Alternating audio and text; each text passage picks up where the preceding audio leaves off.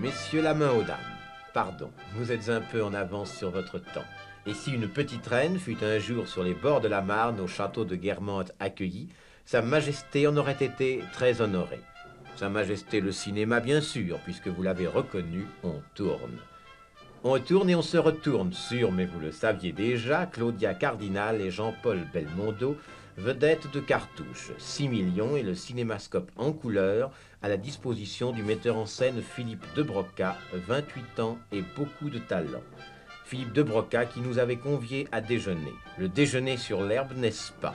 Mais cette petite fête quotidienne, pardonnez-nous, nous allons devoir l'interrompre un moment. Juste le temps de faire connaissance et d'en savoir davantage sur votre personnalité, Jean-Paul Belmondo. En 1960, 6 films.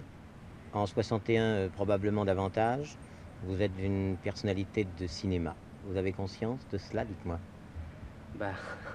Oui, c'est toujours dur à répondre ça, mais automatiquement, puisque je fais autant de films, c'est que sans doute j'ai une place dans le cinéma. Quelle place? Une vedette? Vous voulez être une vedette ou un comédien? Ouais, il vaut mieux être un comédien qu'une vedette. Et ce qui est bien, c'est d'être comédien vedette, ça doit être très bien. On a parlé du belmondisme en faisant un mythe. Vous croyez au mythe Belmondo?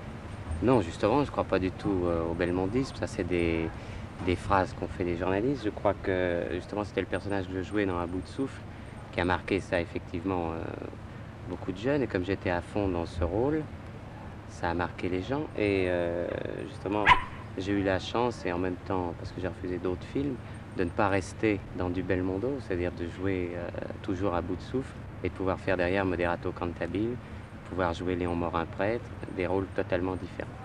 D'À bout de souffle à Léon Morin prêtre, il y a un chemin parcouru. Vous l'avez suivi consciemment ou c'est le hasard des productions? Non, enfin, le hasard joue toujours un rôle, évidemment, dans une carrière d'acteur, mais enfin, je l'ai suivi consciemment, parce que j'ai pas voulu...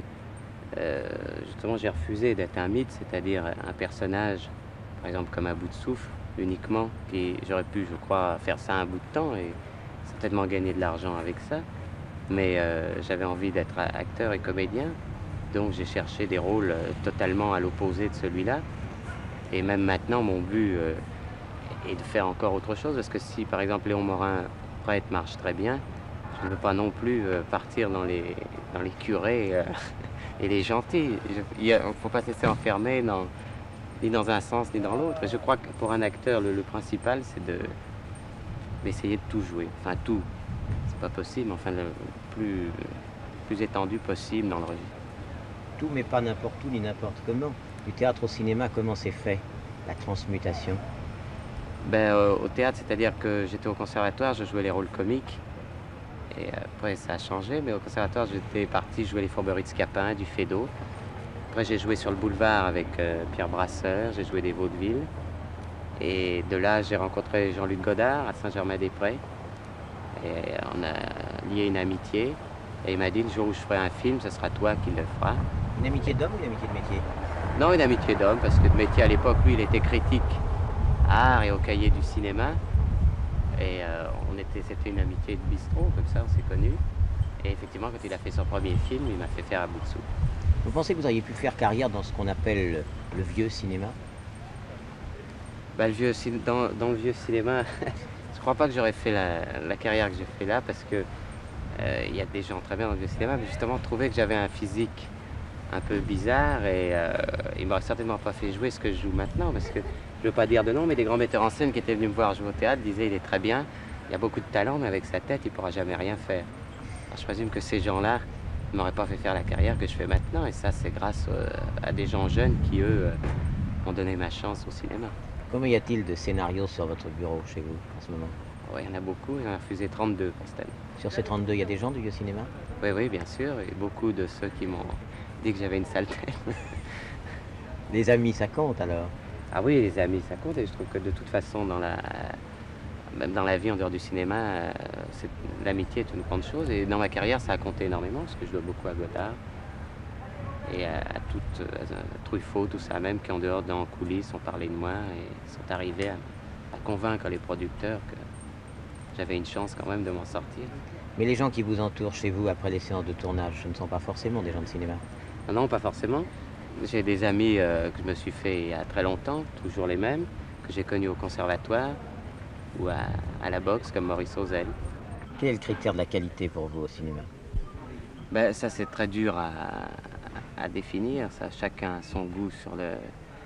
Si vous voulez, moi, je vais plus d'instinct. Il y a des films que je sens que c'est pas du tout pour moi et qui ne répondent pas à ce que j'aime et je ne les fais pas. Qui admirez-vous? Il y a un acteur que j'admire beaucoup, c'est Michel Simon. On vous compare d'ailleurs.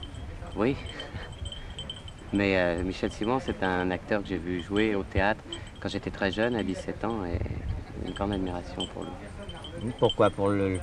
Mais ça va l'air de jouer parce que je trouve justement que on peut pas être plus naturel que Simon, en étant mieux que naturel. C'est-à-dire parce que souvent on confond le naturel avec parler dans ses bottes et c'est tout. Tandis que Simon, il y a une grande transposition en même temps et il garde un naturel. Je trouve que c'est très très fort.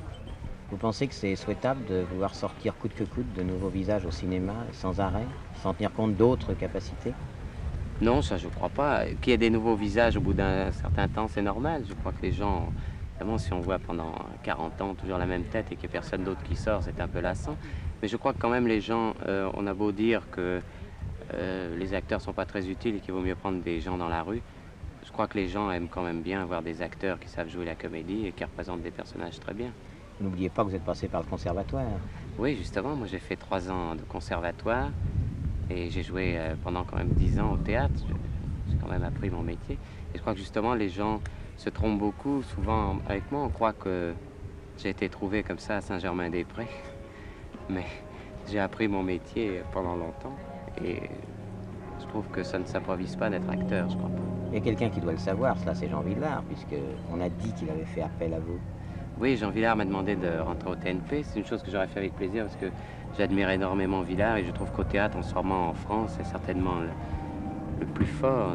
Mais on n'est pas tombé d'accord sur la pièce parce que j'aurais joué un classique, je veux bien, mais pas tout de suite pour ma rentrée. J'aurais préféré rentrer dans une autre pièce et me proposer le mariage de Figaro. C'est un classique aussi. C'est un classique, oui, non, mais il trouve que je peux le jouer maintenant.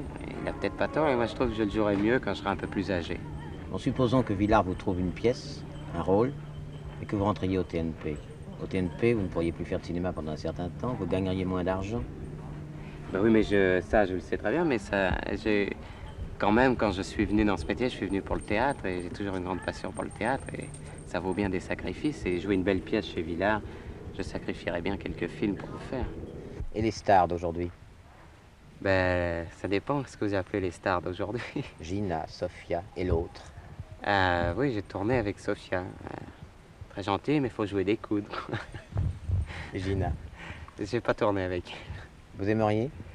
Mais non, pas spécialement. Je préfère tourner. Enfin, je veux pas dire avec des bonnes actrices, ça serait méchant, c'est pas ça, mais je veux dire, j'ai pas spécialement envie de tourner avec Gina Lollobrigida. Bardot, elle, c'est pareil. Je ne vois pas l'utilité de tourner avec elle. Je trouve que c'est très bien et que c'est c'est un mythe de cinéma, justement, formidable.